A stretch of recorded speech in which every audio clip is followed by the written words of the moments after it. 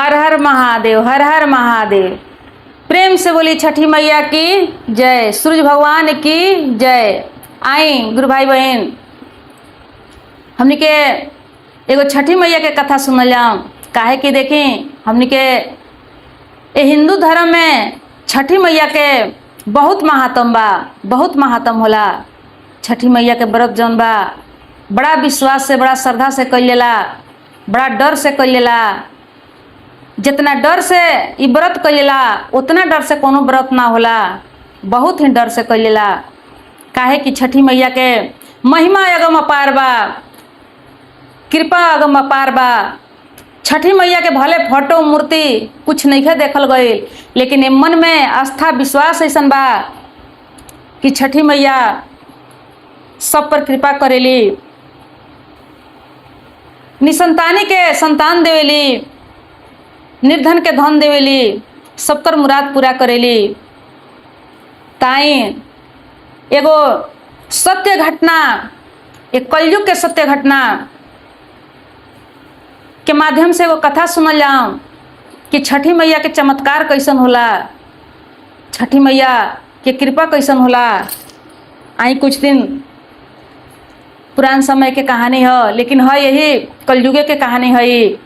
आ सिवान जिला के ही कहानी है दीदी, सिवान जिला के एगो गांव के ही कहानी है। ताई कथा के माध्यम से हमने के अपना छठी मैया के कृपा महिमा के बखान कर जाऊँ। आई कथा के शुरू कर जाऊँ। एगो गांव में, सिवान जिला के एगो गांव में एगो बुढ़िया माई रहली। बुढ़िया माई के एगो बेटा एगो बहू घर में रहे, लेकिन बुढ़िया माई के बहू जौन रहली, पतोह जौन रहली, वो थोड़ा पढ़ल रहली। वो अपने आप के बहुत ज़्यादा होशियार समझस। ज़्यादा करके पूजा पाठ में, पर्व तीज में वो मन उन करना लगे। ये सब पूजा पाठ पर्व तीज के वो ढकोसला मानस। देखिए दीदी, कुछ लोग जब पढ़ेला तो ओकर जब सही ज्ञान मिलेला तो ओकरा सही चीज़ दिखाई देवेला। आ कुछ लोग पढ़ के पढ़ाई के उल्टा अवसर कर देवेला। उल्टा अवसर जब कर दी तो वो अपन धर्म जौन बा वो धर्म के भुला जाई, वो अपन नियम सिस्टम जौन होखेला वो सब भुला जाई। वो ओकरा लागी कि सब विद्या हम ही जानता नहीं, सब बुद्धि हमरे बा। वो सब कुछ भुलाए लगेला। आ ज़्यादा पढ़ल तो खैर ठीक है, लेकिन कम पढ़ल और ज़्यादा हानिकारक हो जाला। तब पढ़ाई ऐसा होला कि पढ़ला के बाद ज्ञान होके के चाहिए, उल्टा अवसर ना पड़े पढ़ाई के, वैसन का ज्ञान लेवे के चाहिए। तो वो अपना पढ़ाई के जौन कुछ पढ़ले रही थोड़ा बहुत, वो पढ़ाई के उल्टा अवसर देखावस। उनका सब कुछ अंधविश्वास लगे।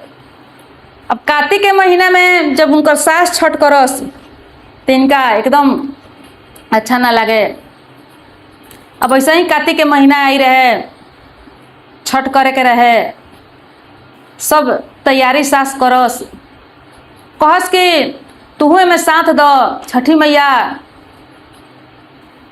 के महिमा बहुत अगम अपार होला, तुहे में साथ दो, सब काम धंधा में कुछ हाथ बटाओ। लेकिन साफ साफ मना कर देस।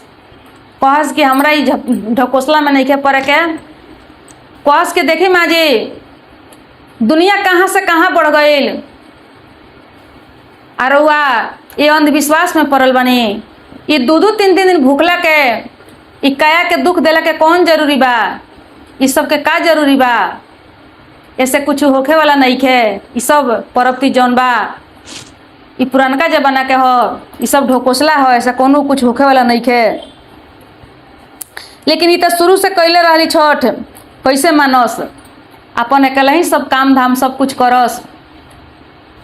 बल्कि उनकर बेटा जौन बा उ साथ देस, वो अपना माई के साथे साथे सब काम करावस। बर बाजार से सब सामान ले आवस, घर में भी जौन कुछ करे के रहे उ करस। अब ऐसे ही छठ के दिन आ गईल। छठ के दिने कितनो उनकर सास समझौली बुझौली, लेकिन कहली कि हमरा ये सबसे कोनो मतलब नहीं है, ये कैला से का होला। तो कहली, उनकर सास कहली कि ये बहू देखो, तू जौना के ढकोसला कहतारू, बखेड़ा कहतारू, वही छठी मैया के कृपा से हमार सुना गोद भरल बा। ई जो तोहर जौन पति बाड़े हमर बेटा, तो वो छठिए माई के देहल हुए। हमरा संतान ना रहे, हमरा वंश ना रहे, बहुत दिन तक हम बांझिन रहनी। आधा समय बीतला के बाद हमरा के छठी मैया एगो ई बाझिन के पछ हटौले। तोहरी जौन पति बाड़े वो छठी मैया के देहल हुए, आ तू कहतारू कि ढकोसला हो, बखेड़ा हो। तो हम तो छठी मैया के व्रत ना छोड़ेम, हम तो छठ करबे करेम। कहली कि जा तोहरा करे के बात कर, लेकिन हम एमे लग ना लगे, हमरा ऐसे कोई मतलब नहीं है। उनकर पति भी समझौले, कहली कि ना हमरा ये सब कोनो मतलब नहीं है। अभी दोनों माई बेटा इनके के छोड़ देलक लो, आई अपन तैयारी अपने करे लागलो। उनकर बेटा गईले आम के लकड़ी ले अइले, बाजार से सब फल फूल किन के ले अइले। माई बेटा मिल के ठेकुआ छनलक लो।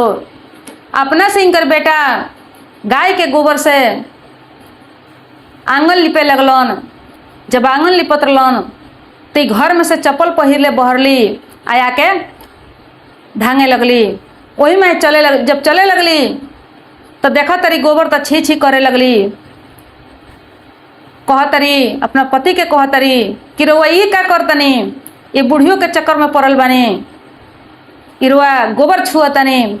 गोबर में कितना गोबर से दुर्गंध आवता। ये सब बखेड़ा, ये सब पुरानका जमाना के रुआ लगे सिस्टम काहे कैले बनी रखतनी। ये सबसे कुछ होखे वाला नहीं के। रुआ अभी कभी जाई, नहाई जाई, स्नान करे जाई। अपना पति के कहतरी। तब तक उनकर सास सा के कहतरी कि बहू देखा ई गाय के गोबर हो, आ जौना गाय के गोबर के तू कहतरू कि दुर्गंध होता, वो गाय के गोबर में कितना रसायन होला। ये गाय के गोबर में साक्षात माता लक्ष्मी के वास होला। बिना गाय के गोबर से आज तक ले कोनो पूजा पाठ शुद्ध नहीं के भइल। गणेश भगवान के स्वयं पूजा होला गाय के गोबर से।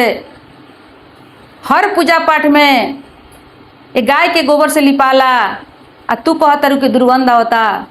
ठीक बता, दुर्गंध होता तो तू ये गाय के गोबर से अलग रह। अब वहाँ से मुंह बना के चल गईली। जब चल गईली तब घाट पर जाए के समय हो गई। घाट पर जब जाए के समय हो गई तो फिर से एक बार दोनों माई बेटा उनका से कहलक लो कि देखो ठीक बा, तू कोनो काम में हाथ ना लगलू, तू भले कुछ ना करौलू, लेकिन तू तैयार हो जा। तैयार होके तू छठ घाट पर चलो, छठी मैया के तू गोड़ लगे चलो। कुछ भले नत करिए, लेकिन छठी मैया के तू घाट पर जरूर चलो। अभी का कैली, मन ना रहे, बिना मन के तैयार तो भइली बड़ा बढ़िया से।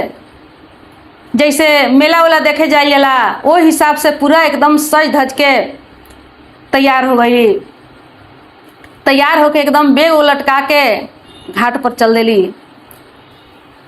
पति दौरा ले बड़न, संगे संगे माई बाड़ी आई। लागे कि एकदम हीरोइन बन के कहीं मेला जा रहल बड़ी, चल गईली। अब जाके ही माई बेटा घाट पर बैठ गई लो। घाट पर बैठ के आई लो, पूजा पाठ करे लागल छठी मैया के सिर सुप्ता के।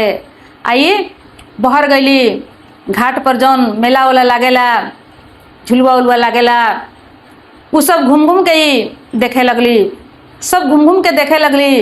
कहीं कुछ बिकाए तो किन किन के खाए लगली। तब तक इनकर पति सब अपना माई के साथे पूजा उजा कऽ के अइलन। आके कहलें कि तू का कर तारू, ये सब तो बच्चा सब के काम हो। बच्चा सब घूम घूम के मेला देखेला, कुछ किनेला, खाला, झुलवा झूलेला, लेकिन तोहरा तो माई के संगे घाट पर रहे के चाही, माई के साथे गोड़ लगे के चाही। कहली कि फिर हुआ उहे बात दोहराओ तनी, जब जानतनी कि हमरा उ सब पसंद ना पड़ेला, वो सब से हमरा मतलब नहीं है, तो फिर रुआ आके उहे बात कहतनी। हमरा उ सब मेला उला हमरा वहाँ उ घाट उठ पर नहीं जाए के गोड़ लगे। हम मेला देखतनी तो हमरा के मेला देखे दी, हम घूमतनी तो हमरा के घूमे दी। अब सब गांव समाज के लोग सुनत रहे, देखत रहे। अब इनका पति के बड़ा शर्म लगे, शर्मिंदा हो गईले। अब सोचले कि इनका से मुँहे लागल बेकार बा, ऐसे कि इ तो बात के कदर करत हइले नहीं कि आ यहाँ तो सब पूरा लोग भिड़ल बा देखता। सब कह सुन के वहाँ से उनकर पति चलैले, आके अपना माई के संगे बैठल बड़े। आ कहले कि माई हम अब जातनी, सब पूजा पाठ करा देले। कहले कि माई हम जातनी गंगा जी में अब स्नान करे, गंगा में डुबकी लगा के हम आवतनी। कहली कि ठीक बा। गईले गंगा में जाके डुबकी लगौले। जब डुबकी लगौले दीदी, तो डुबकी लगौला के बाद धीरे धीरे नदी के बीच धार में पुगैले। नदी के बीच धार में पुग के उ डूब गईले, डूबे लगले, डूबते डूबते उ डूब गईले। तब तक वहाँ बहुत लोग देखलक, कोशिश कैलक, लेकिन निकाले के कोई निकाल ना पौलक, कोशिश करके रह गई। उनकर अता पता कहीं अब ना लगे। पूरा घाट पर हल्ला हो गई, बवाल हो गई कि एक आदमी जाके नदी में डूब गई, नदी में डूब गई। डूबत रहे तो कुछ लोग देखले रहे कि उहे हवन। पूरा जब हल्ला हो गई तो वहाँ जब साउंड उंड जौन लगा रहे, पूजा समिति जौन रहे, वो पूजा समिति में माइक से पुकारे लगल कि नदी के घाट पर बीच में जौन घाट पर गई रहे, वो घाट पर अलाउंस होखे लगल कि वो घाट में भीतर नदी में कोई मत जाई, काहे कि एक आदमी वहाँ डूब गईल, एक आदमी डूब चुकल बा, वहाँ खतरा बा, सावधान हो जाए खातिर अलाउंस होत रहे कि वहाँ कोई मत जाई। अभी इनकर पत्नी जौन रहली मेला देखत रहली, तो ये बात जब सुनली तो इहो अली देखे खतरा। कहली कि तनी देखी कौन आदमी कैसे डूब गईल बा, अब देखे खातिर आवत तारी। जब आवत तारी घाट पर, तब तक इनकर माई के तो मालूम हो गई रहे। इनकर माई पूरा पुका फाड़ के, छाती पीट के, अपन माथा सिरसुप्त में पटक पटक के रोत रहली। कहत रहली कि हे माई, तू तो माई हो, हे माई से कौन कमी भइल, कौन कसूर भइल, आ तुहे देले रहलू हो, तोहर लाल रहन। जब तोहरा ले जाए के रहे तो तू काहे हमरा के देलू, भले बाझिन रहती। हे माई, एगो माई के दर्द बुझ, एगो माई के तू कौना कसूर के कारण से ये माई के जान काहे न ले लेलू हो, जे आज तू ये माई के गोद सुन कर दहलू। कौन पूजा में तोहर हम कमी कैले बानी, कौन कसूर कैले रहनी हो। कह तारी, चिल्ला तारी, सिरसुप्ता पर अपन माथा पटक तारी। तब तक उनकर पतो होइली, 2 आदमी 4 आदमी उनका के धैले बा, पकड़ता, मनावता। कह तारी कि हे माँ, तू काहे के देलू, जब ले जाए के रहे तो काहे के देलू, कौन कसूर हमरा से भइल, तू हमरा के काहे न ले गइलू हो। अब केकरा सहारे रहें हम, कैसे धरती पर हम रहें। तब तक वो अली उनकर पतो। जब उनकर पतो होइली आ सुनो तारी कि डूबे वाला आदमी कोई दूसर ना, ये हमार पति हुए। अब तो ये सुन के वही जब बेहोश हो गईली, गिर गईली, बेहोश हो गईली। उन्हों के लोग उठौलक। जब होश में अली, तो ये क्या कैली, अपना सास के पकड़ के झकझोरे लगली। कहत तारी कि ये बुढ़िया के हम मना करत रही हँ, ये बुढ़िया के कहले रही हँ कि सब अंधविश्वास में ना पड़े के, ये छठ उठ ना करे के। ये बुढ़िया के चलते हमरा पति के जान चल गई। ये बुढ़िया के हम कितना मना कैनी हँ कि हम घाट पर ना जाएम, हमरा पति के कितना मना कैनी हँ कि हमनी के घाट उठ पर ना जाएम सन। लेकिन ये बूढ़ इतना नलायक बिया कि छठ करम हमरा पति के बुला के लिए आइल। आज ना बुला के लिए आई रही घाट पर हमनी के ना आई रहती सन तो उ नदी में नहाए ना जैतन ना डूबतन।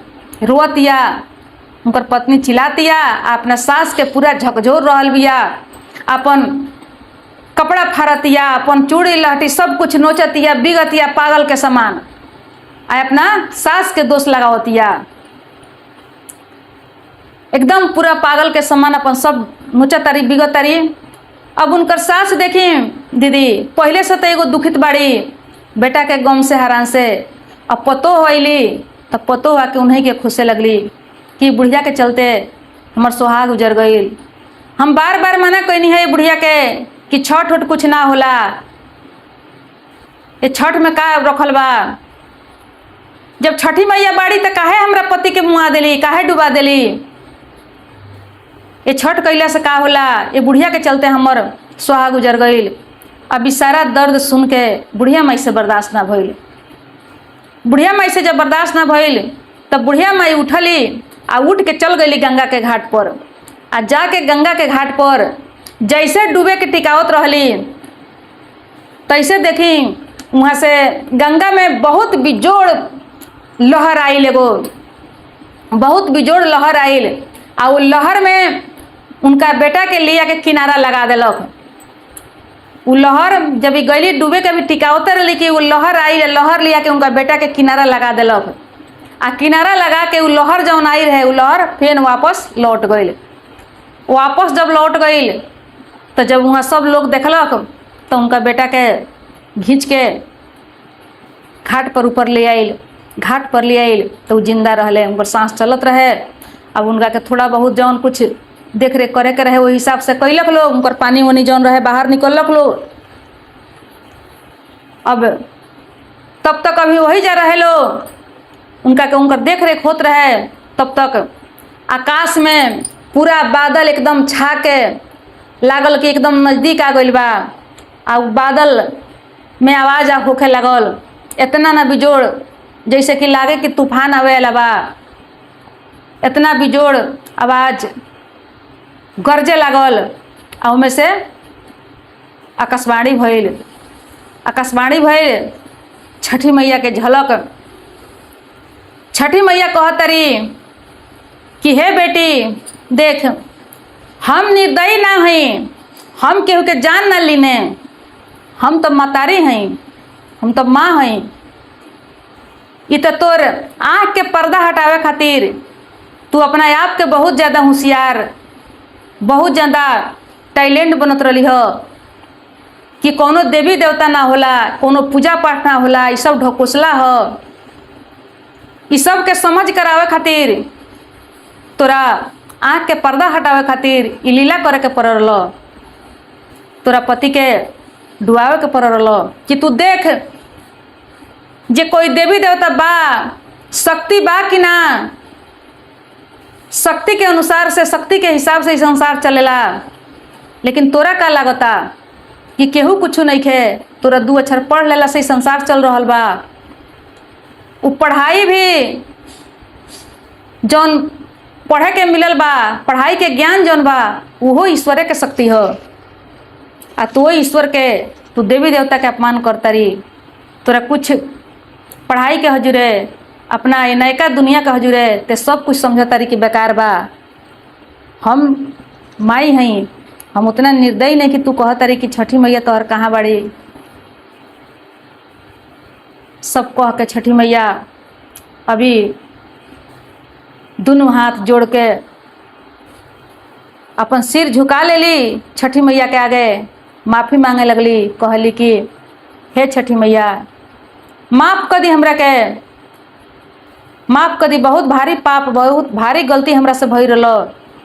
अपना अहंकार के, गुमान के बस में हम रहनी हम। हमरा लागत रहल कि सब बेकार होला, सब सुख हमरा मिलत रहल, पति भी बढ़िया रहले हन, घर में सब चीज़ भरल पुरल रहल, सब कुछ खाए के पिए के पहने उड़े के मिलत रहल। तो हमरा लागत रहल कि हम बहुत भाग्यशाली बानी। सब कुछ जब हमरा मिल रहल बा, सब सुख सुविधा हमरा बढ़ले बा, तो देवी देवता के पूजला के मानला के कौन जरूरी बा। इनका मन में यह ख्याल रहे दीदी कि जब सब कुछ हमरा मिल रहल बा, सब सुख सुविधा हमरा बढ़ले बा, आ सही में वैसन रहे, सब कुछ पूरा रहे, घर में सास भी बढ़िया रहली, पति भी बढ़िया रहले, आ सब घर में अन्न धन सब पूरा भरल रहे, तो इनका लागे कि हम बहुत ज़्यादा भाग्यशाली बनी, तो कोनो पूजा पाठ से का मतलब बा। वैसा ही होला दीदी, जे सुख में रहेला हकीकत में सही में अपना सुख में ऐसा आराम के हिसाब से वो अपना आप के भाग्यशाली समझेला। ओकरा लागेला कि हम बहुत भाग्यशाली बनी, हमरा कहियो कुछ होखे वाला नहीं खे। ये तो बात सही बा दीदी कि वो आदमी भाग्यशाली होला, जेकरा सुख होला वो ओकरे कर्म के हिसाब से सुख होला, कर्म बढ़िया कैले रहेला वही से सुख होला। लेकिन ये बात भी ना भूले के चाहे दीदी कि जीवन जौन बा बहुत लम्बा जीवन बा। एमे ये जीवन में कभी सुख, कभी दुख, कभी परेशानी आ सकता, और अबे करी ना आवे के सवाल नहीं है। तो ये ना समझे के भाग्यशाली बनी तो बढ़िया बात बा। भगवान के धन्यवाद दी, ईश्वर के धन्यवाद दी कि हे ईश्वर राउर बहुत बहुत धन्यवाद बा कि हम भाग्यशाली बानी, हमरा के सुख सुविधा रहुआ दिले बानी। आ फिर से ऐसा कर्म करी कि जन्मों जन्मों वो सुख मिले, ना तो सुख मिल गई तो ओकरा बाद भगवान के भुला जाई, अहंकार में आ जाई, गुमान में आ जाई, अपने आप के गुमान करे लगी, अहंकार में चूर हो जाई, तो सुख वही जन्म ले सीमित रह जाए दीदी। फिर अगले जन्म में, यही जन्म में कुछ दिन के बाद लुप्त हो जाई, यही जन्म में गायब हो जाई, पूरा जीवन भर सुख ना मिली। काहे कि जे देवेला उ छिनहु के हाल जानेला। जब कुछ केहू दी आ ओकरा के सही उपयोग जब ना होई तो वो अपन सामान वापस ले जाला।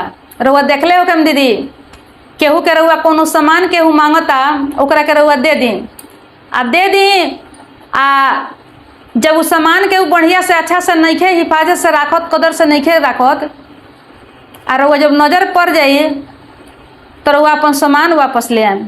रउआ कहेम कि जब तोरा राखे के ढंग न रहे, एकर इस्तेमाल करे के बढ़िया से ढंग न रहे, तो तू हमार सामान ले अली काहे, तू जियान काहे कैली, एकरा के तुर फार काहे कैली। ये तो हम तोरा के काम खातिर दिले रहनी कि ऐसे तोर काम चली, तू अपन काम करिए। लेकिन जब तोरा ढंगे नहीं खे राखे के, तू एकरा के सही से राखिए नहीं की सकत, तो ये तोरा का जरूरी रह लिया के, ये तोरा काम की चीज़ नहीं खे, तोरा से एकर समझी के प्रयोग सही से ना होके सकी। अपन सामान उठा के वापस ले आवल जाला। जब अपन सामान कहीं सुरक्षा से ना रही, काहे कि जे ले गइल बा उ तो एक दिन लौटावे के पड़ेला, लेकिन ओकरा बीचे में यदि सामान के कोनो कदर नहीं खे, तूर फाड़ के लिया के दी तो रउआ तो ओबरा तो एकदम आदमी गुस्सा हो जाई, नाराज हो जाई। काहे कि केहू के सामान जब ले जाता नहीं तो ओकरा के सुरक्षा के साथ ले के लौटावे के पड़ी। तो ठीक वही तरह हमने के ईश्वर जब हमने के सुंदर मानव के शरीर के रचना कैले बानी, हमने के सब बुद्धि विवेक ज्ञान आँख नाक कान सब जब दिले बानी, तो हमने के मानव के जोनी के बा सही प्रयोग करे के बा। सही प्रयोग ना कैले, काहे कि भगवान हमने मानव के ही बुद्धि विवेक चेतन शक्ति सब मिलल बा। पशु पंछी जानवर के तो नहीं मिलल दीदी। पशु पंछी जानवर के ना कोनो दर्द एहसास हो सकता कि ओकर बाल बच्चा के का होता, ओकरा बेटा बेटी के का होता, कौन पूजा पाठ बा, कहाँ कथा होता, कहाँ भजन होता, कहाँ सत्संग होता, कहाँ व्रत होता। अब जैसे छठी मैया के व्रत बा, ये तो एकर एहसास तो हमनी के बा, एकर ज्ञान तो हमनी के बा। पशु पंछी जानवर के तो नहीं खे। तो जब हमनी के सही उपयोग ना कैले अपना विवेक के, अपना बुद्धि के ज्ञान के, तो जे देले बा, जे बनौले बा, उ तो ओकरा तो लौक रहल बा, तो उ तो हमनी के पास ज़्यादा दिन रहे ना दी। काहे कि जे बनौले बा, एक एक टाइम जे देले बा, ओकर एकदम बहुमूल्य टाइम अपन समझी कि अपन लगौले बा, बनौले बा। हमनी के एक एक टाइम के कीमत होला, एक एक समय के कीमत होला। तो जे हमनी के बनौले बा इतना सुंदर हर कुछ जब सही उपयोग हमनी के ना कइले, अपन मानव के धर्म सही ना निमाहल जाई, तो जे देले बा वो छिनहू के हाल जानेला। तो ओसे इस सुख जौन मिलल बा, इस सुख के हमेशा के लिए कि हमेशा बरकरार रहो, ये जन्म से लेके 7 जन्म तक की सुख मिलत रहो, वो हिसाब से अपना धर्म के पालन करी, ताकि ये दुख हो रहा है ना, ये सुख हो रहा है ना, आ दुख के दिन आवे ना। अइबो करे दुख के दिन तो अइबे करी, कितनो सुखी केहू रही तो ये कहल जाए कि दुख ना आई, तो दुख तो अइबे करी दीदी, दुख ना आवे के सवाल नहीं खे। लेकिन जब आदमी में समझदारी रही, ज्ञान रही, भक्ति के मार्ग पर जे चलत रही, धर्मी रही, ओकर धर्म दुख के समय में आके खड़ा हो जाई। ओकर धर्म जब आके खड़ा हो जाई तो ओकरा दुख से उहे निवारण करी, ओकरा दुख से उहे निकाली, ओकर धर्म निकाली, दोसर केहू ना निकालेला। कोई दुख के समय में साथ ना देवेला। जब दी तो धर्म दी, जब सही धर्म कइले बने तो उहे धर्म आके खड़ा होला, उहे खड़ा होके आके समझी कि कौनो भी परेशानी बा, कौनो भी मुश्किल बा, ओमे से एगो माध्यम बन के खड़ा होला, आ उहे माध्यम के हिसाब से हमनी के परेशानी दुख सब दूर होला। तो उसे सुख मिलल बा, सुंदरता मिलल बा, धन मिलल बा, तो ये सब के सही उपयोग करी, गलत उपयोग ना। गलत उपयोग कइला के बाद ज़्यादा दिन टिकाऊ ना रहेला। यदि ज़्यादा दिन टिकाऊ चाहे तो एक भाव पर देखले होके कि जितने रंगीन कोनो चीज़ होला ओकर कलर जल्दी खत्म हो जाला, आ जितने सादा सादी कोनो कलर बा तो वो ज़्यादा दिन रहेला, एक भाव पर रहेला, वो एक ही रंग में रहेला। आ ज़्यादा रंगीन चीज़ ओकर रंग जौन बा, ओकर कलर जौन बा, वो जल्दिए झर झुर के ख़त्म हो जाला। काहे कि वो ज़्यादा रंगीन रलो, ज़्यादा चहक रलो में। तो ठीक वही तरह हमने के ये मानव के जीवन में जब ज़्यादा चहक हो जाई, ज़्यादा रंगीन आदमी हो जाई, ज़्यादा चंचल हो जाई, अपना आप के गुणी समझे लगी, महान समझे लगी, धनवान समझे लगी, तो ऊपर वाला से तो बचे वाला नहीं है। ऊपर वाला के सीसी कैमरा में तो सब लौकता, सब रिकॉर्ड होता, तो वही हिसाब से परिणाम हमने के मिलिए जाई। तो उसे एक भाव पर रहें, ईश्वर के अपना मन में ठान के विश्वास करके रखें कि ईश्वर इस धरती पर बाड़न। शिव जी से जुड़ल रहीं, शिव के गुरु बनौले रहीं। काहे कि शिव गुरु के महिमा अपरंपार बा दीदी। शिव गुरु के महिमा इतना बा, इतना दयालु बड़े शिव गुरु कि का कहल जाऊँ।